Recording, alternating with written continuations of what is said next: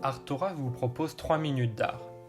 Je suis Dorian Moreau et aujourd'hui, nous allons évoquer ensemble la vie exceptionnelle d'une des plus grandes couturières du XXe siècle, Gabrielle dite Coco Chanel. Née le 19 août 1983 à Saumur, la jeune Gabrielle Chanel va passer une partie de son enfance à l'orphelinat de l'abbaye d'Aubazine, dès la mort de sa mère en 1895. C'est entre ces murs qu'elle aurait appris les bases de la couture. On raconte par ailleurs que le fameux logo de la maison Chanel aurait été inspiré des entrelacs présents sur les vitraux du bâtiment cistercien. En 1903, Chanel arrive à Paris et devient chanteuse de cabaret. Ses clients d'alors commencent à la surnommer Coco, car elle chantait régulièrement une chanson nommée « Qui qu'a vu Coco dans le Trocadéro », sobriquet qu'elle a conservé par la suite. Ce travail lui permet de nouer des liens avec des figures de la haute société, dont celui qui devient son amant, Boy Capel. Ce dernier lui donne les fonds nécessaires pour commencer une activité de modiste avec l'ouverture d'une première boutique à Paris en 1910, suivie par deux autres à Deauville et Biarritz.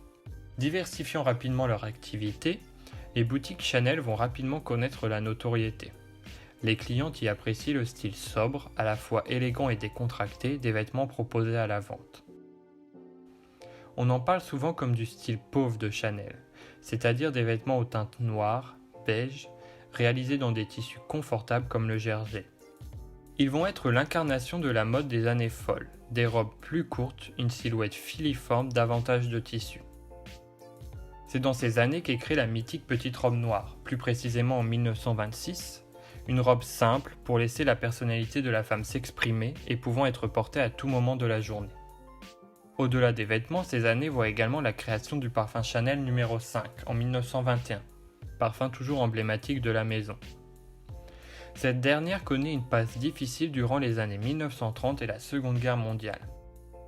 Le rôle de Gabrielle Chanel sous l'occupation est trouble. Plusieurs sources concordantes la décrivent comme antisémite notamment. Elle aurait, semble-t-il, œuvré en faveur d'une paix anglo-allemande, usant de sa relation avec le duc de Westminster et de son amitié avec Churchill à cette fin. Toujours est-il que la maison réouvre en 1954 alors que Gabrielle Chanel est âgée de 71 ans. Elle se place alors contre la mode de Christian Dior et de son New Look. Pour celle qui s'est battue pour la liberté des femmes via le vêtement, cette mode représente un carcan trop important. Elle invente alors le fameux tailleur Chanel. D'apparence simple, sa confection est en réalité complexe pour être le plus agréable à porter possible. Une chaînette est cousue au bord intérieur de la veste pour assurer son tombé, et la jupe comporte un pli portefeuille pour faciliter la démarche. Chanel fait ensuite varier son tailleur dans les années 1960 en changeant les couleurs ou les tissus utilisés. Allant toujours au-delà du vêtement, Chanel invente également un nouveau type de chaussure avec le soulier bicolore, dont la fabrication est fondée sur un jeu d'optique. Le bout noir raccourcit le pied, tandis que la partie beige allonge la jambe. Chanel meurt le 10 janvier 1971, laissant comme héritage une maison de couture au sommet, encore de nos jours synonyme de luxe et de prestige. À bientôt!